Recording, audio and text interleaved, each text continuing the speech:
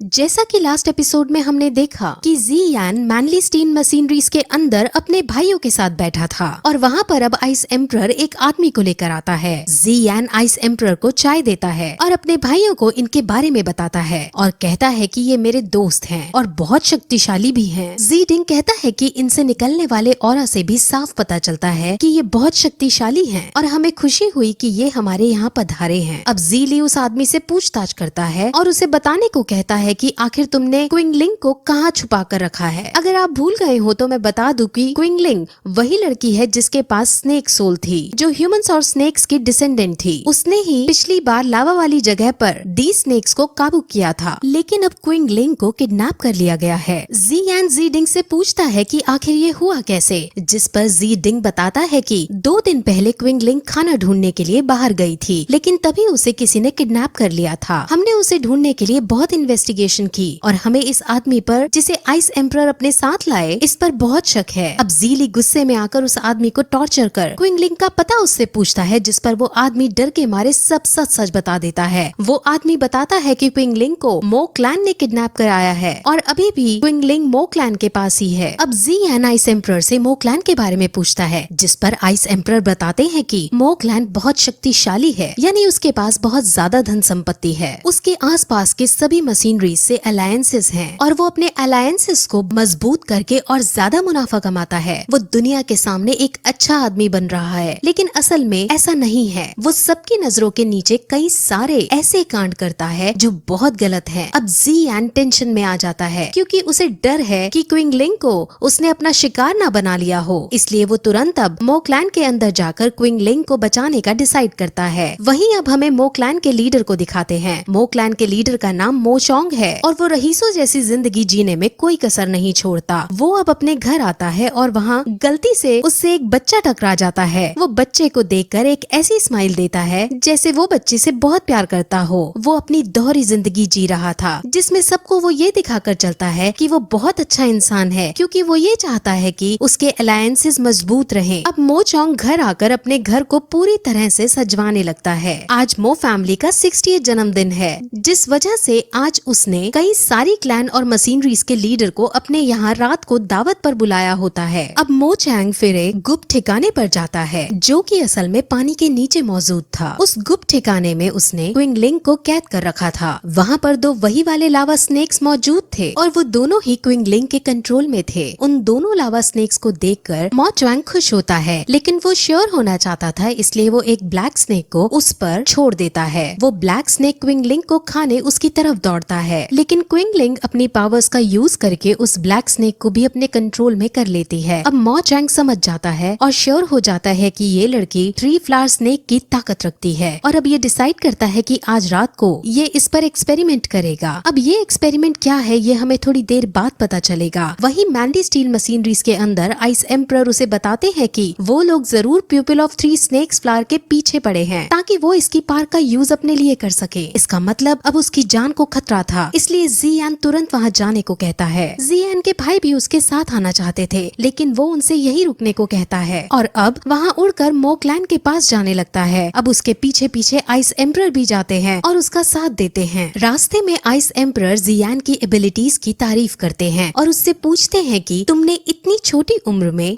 2 Hong level प्राप्त कैसे कर ली। मेरे 2 होंग लेवल प्राप्त करने में 5 साल लग गए थे और तुम इस उम्र में 2 होंग के साथ साथ इतनी सारी एबिलिटीज भी रखते हो, ऐसा कैसे करते हो, कौन तुम्हारा साथ देता है। अब ज़ियान पहले तो थोड़ा भाव खाता है, लेकिन आइस एम्परर के इंस्टेंटली पूछने पर उसे बताता है कि जरूरी नहीं है कि हमें 5-6 साल का वक्त लगे ही लेवल बढ़ाने के लिए। अगर हम चाहें तो 1 साल के अंदर भी 2 होंग को हासिल कर सकते हैं। आइस एम्परर पूछता है कि आखिर कैसे हम ऐसा कर सकते हैं, जिस पर ज़ियान बताता है कि एक फॉलिंग जिदान नाम की मेडिसिन है, जिसको बनाने के लिए 5 इंग्रेडिएंट्स चाहिए होते हैं। इस मेडिसिन को बनाना तो आसान है, लेकिन इसके इंग्रेडिएंट्स ढूंढना मुश्किल काम है। चाहे कितनी भी बीमारी क्यों ना हो या फिर कितनी भी चोट क्यों ना लगी हो, उस मेडिसिन से सब ठीक हो जाता है और वो कल्टीवेटिंग स्पीड को बहुत ज्यादा बढ़ा देती है। अब आइस एम्परर उसे इस मेडिसिन के इंग्रेडिएंट्स को ढूंढने और इसको बनाने के लिए कहता है, जिस पर ज़ियान अपनी भी एक शर्त रखता है। ज़ियान को पता चल जाता है कि आइस एम्परर बहुत शक्तिशाली है, इसलिए वो उनसे कहता है कि आप मेरे साथ ट्रैवल करके मेरी रक्षा करो। अब आइस एम्परर मान जाता है और 1 साल के लिए उसका गार्डियन बन जाता जाता है। अब वो दोनों को चलते चलते शाम हो जाती है और वो दोनों मुंह छुपाकर मोकलैंड के भीतर आते हैं। आइस एम्परर पूरी दुनिया में फेमस हैं और उनको देखकर कोई भी पहचान सकता था, इसलिए उन्होंने अपनी पहचान छुपा रखी थी। अब ज़ियान पावर ऑफ डिटेक्शन का यूज करके मोकलैंड के हाउस के अंदर ताक झांक करता है, जहाँ उसे कहीं भी क्विंगलिंग दिखाई नहीं देती, लेकिन उसे ये पता चल जाता है कि यहाँ इस घर में एक खुफिया गुफा है। अब वो दोनों उसी खुफिया गुफा के अंदर जाते हैं, जहाँ आगे बढ़ते वक्त उन्हें कई सारे सैनिक मरे हुए भी दिखते हैं। उन सैनिकों की हालत को देखकर आइस एम्परर बताता है कि इसको किसी डॉहैंग लेवल के आदमी ने मारा है और कोई हमसे पहले यहाँ इन्वेस्टिगेट करने आ चुका है। वो अब गुफा के अंदर पहुंचकर बहुत बड़े बड़े टेस्ट ट्यूब्स रखे हुए देखते हैं और समझ जाते हैं कि यहाँ इंसानों पर एक्सपेरिमेंट किए जा रहे हैं। अब ज़ियान फिर से पावर ऑफ डिटेक्शन का यूज करता है और उसे पता चल जाता है कि क्विंगलिंग यहीं कहीं मौजूद है। अब वो डिसाइड करता है कि आज रात को वो सबके सामने मो चोंग की असलियत ले आएगा और ये टेस्ट ट्यूब उसके खिलाफ हमारे सबूत बनेंगे। वहीं मो क्लैन के अंदर अब पार्टी शुरू हो गई थी और वहाँ अलग अलग क्लैंस के लोग आए थे। खास बात ये थी कि वहाँ पर नयन रैन भी मौजूद थी और वो भी उनके यहाँ चीफ गेस्ट बन के आई थी। नयन रैन का क्लैन वहाँ सबसे बड़ा क्लैन था और अगर मो चोंग को नयन रैन का साथ मिल जाता है तो वो बहुत शक्तिशाली होने वाला था, इसलिए उसने नयन रैन को बुलाया था। वहीं अब वो सब दावत कर ही रहे होते हैं कि तभी वहाँ एक मास्क मैन आता है जो सीधे अंदर घुसा चला जाता है। मो चोंग कहता है कि तुम दावत खत्म होने के बाद आना और जब मुझसे मिलना, लेकिन वो मास्क मैन वहीं खड़ा ही रहता है। अब मो चोंग के सैनिक वहाँ आकर उसे भगाने की कोशिश करते हैं, लेकिन ज़ियान अपनी पावर्स का यूज करके उन सबको दूर हटा देता है। वो अब मो चोंग का गला पकड़कर उसे उठाता है। मो चोंग समझ जाता है कि ये डॉहॉन्ग लेवल का है और वो खुद इसे नहीं हरा पाएगा। वो उससे पूछता है कि आखिर तुम चाहते क्या हो, जिस पर ज़ियान कहता है कि तुम्हारी जान लेने मैं यहाँ आया हूँ। अब ज़ियान की नजर वहाँ बैठी नयन रैन पर जाती है और उसको देखते ही ज़ियान के दिल में घंटी बजने लगती है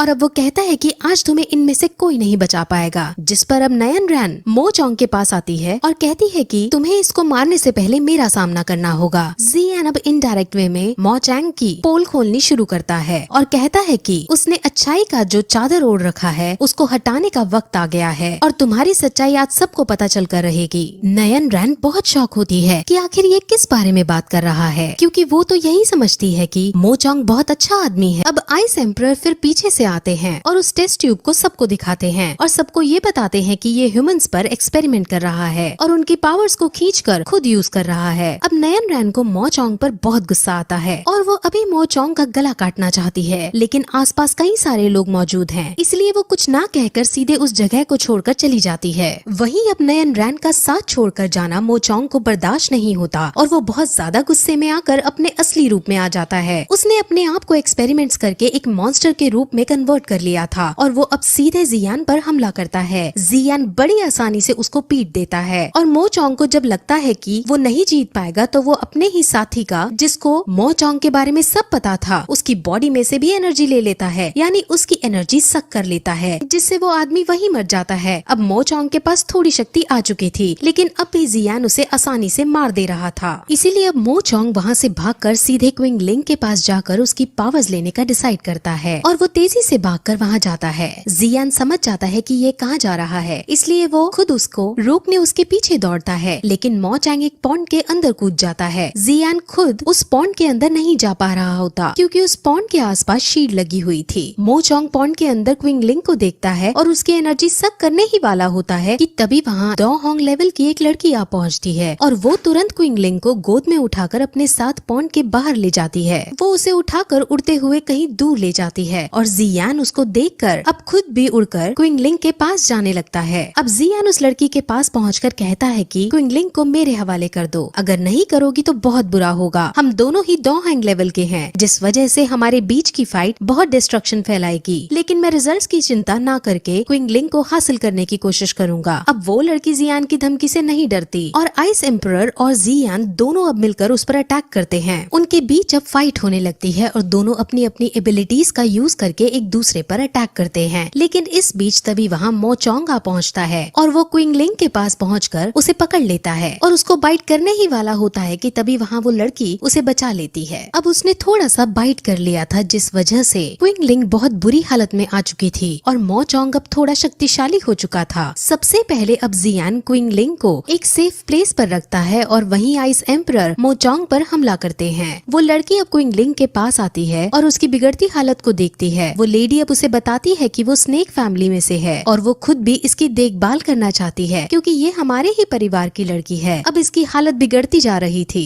और हमें अब इसे पवित्र अकबरे पर ले जाना होगा ताकि ये सही हो सके। जियान के मास्टर भी जियान को बताते हैं कि ये स्नेक लेडी सही कह रही है और क्विंगलिंग को तुम इस स्नेक लेडी को दे दो। अब जियान थोड़ा सा उस स्नेक लेडी पर शक करता है, लेकिन वो स्नेक लेडी उसे समझाती है कि वो खुद 3 फ्लावर स्नेक को पिछले कुछ महीनों से ढूंढ रही थी और वो इसे ढूंढते ढूंढते यहाँ तक पहुँची है और अब वो जियान से प्रॉमिस करती है कि वो इसको बचा लेगी। जियान अब क्विंगलिंग को उसको दे देता है और स्नेक लेडी क्विंगलिंग को अपने साथ उड़ाकर ले जाती है। वही अब मोचोंग फिर से उठ खड़ा होता है और जियान पर हमला करता है। मोचोंग अब बहुत शक्तिशाली हो चुका था और अब जियान उसको नहीं हरा पा रहा था। जियान और आइस एम्परर मिलकर कोशिश करते हैं, लेकिन अब भी वो उस पर डोमिनेट नहीं कर पाते। अब जियान के पास और कोई चारा नहीं था, इसलिए वो एक तरकीब सोचता है। जो उसने 2 डिफरेंट टाइप की फ्लेम हासिल की थी, वो इन्हें मिक्स करके एक नई फ्लेम बनाने का डिसाइड करता है। आइस एम्परर उसे ऐसा करने से साफ मना करते हैं क्योंकि ऐसा करने से बहुत ज्यादा एनर्जी प्रोड्यूस होगी जिससे जियान की जान को खतरा है। उसके मास्टर भी उसे मना करते हैं कि ऐसा मत करो, लेकिन जियान कहता है कि उसको क्विंगलिंग को बचाने के लिए ऐसा करना ही होगा। अब उसके मास्टर भी उसके सामने झुक जाते हैं और जियान दोनों फ्लेम्स को मिलाने लगता है। ऐसा करने के लिए उसे अपनी सोल को स्टेबलाइज करना है, इसीलिए उसके मास्टर अब उसे उसके सबकॉन्शियस माइंड के अंदर भेज देते हैं और उसे अब फोकस करने को कहते हैं। अब उन दोनों फायर्स के कॉम्बिनेशन से एक एनर्जी प्रोड्यूस होती है जो बहुत शक्तिशाली है। उसके मास्टर पूछते हैं कि आखिर ये क्या है, जिस पर जियान कहता है कि उसने इसका नाम बुद्धा लोटस एंगर दिया है। वो अब बुद्धा लोटस एंगर को मोचोंग पर यूज करता है और बुद्धा लोटस एंगर मोचोंग की शक्ति को डिफेंड करते हुए मोचोंग पर जाकर जगता है, जिससे आसपास बहुत बड़ा एक्सप्लोजन होता है। आइस एम्परर तो बच जाते हैं, लेकिन जियान अब आसमान से नीचे गिरने लगता है। वो अब गिरते वक्त फायर माइंड की सबकॉन्शियस लेवल पर पहुंच जाता है। वहाँ उसके मास्टर एक झील किनारे उदास बैठे थे। जियान उनके पास जाता है और उनसे कहता है कि मास्टर, आपने देखा ना कि मेरा बुद्धा लोटस एंगर काम कर गया। जिस पर अब उसके टीचर कहते हैं कि बुद्धा लोटस एंगर बहुत शक्तिशाली है और अब मैं और ज्यादा तुम्हारा टीचर नहीं बन सकता हूँ। तुम्हारे पास अब इनफ एनर्जी है जिससे तुम अपने एनिमीज को मार सको। अब तुम्हें मेरी जरूरत नहीं होगी। जियान को पहले तो मजाक ही लगता है, लेकिन अब उसके मास्टर उसे बताते हैं कि जो तुमने बुद्धा लोटस एंगर बनाया है वही अब तुम्हारा टीचर होगा। मेरे अंदर अब और ज्यादा एनर्जी नहीं बची जिससे मैं तुम्हारे साथ रह सकूं। अब मुझे फिर से गहरी नींद में जाकर सोना होगा। जियान अब बात की गंभीरता को समझता है और उसे कहता है कि आप मेरी एनर्जी को यूज कर लो, आप लेकिन जाओ नहीं, मुझे आपकी बहुत जरूरत है, मैं आपके सिवा कुछ भी नहीं हूँ। लेकिन उसके मास्टर उसे सिर्फ इतना कहते हैं कि मुझे बहुत खुशी है कि मैं तुम्हारा टीचर बना, और वो फिर डिसइंटीग्रेट हो जाते हैं। जियान को अपने ऊपर बहुत गुस्सा आता है क्योंकि आइस एम्परर और उसके खुद के मास्टर के मना करने पर भी उसने बुद्धा लोटस एंगर को क्रिएट किया था। वो ये भी सोचता है कि उसने खुद अपने टीचर को मार डाला है, उसे सिर्फ अपनी स्ट्रेंथ को बढ़ाने से मतलब है। वो ये सब सोचकर बहुत रोता भी है। वो बहुत ज्यादा रिग्रेट करता है और फिर सबकॉन्शियस माइंड से बाहर निकलता है। वो आसमान से नीचे गिर रहा था, लेकिन तभी आइस एम्परर उसे बचा लेते हैं और यही इसी तरह से सीजन यही खत्म हो जाता है।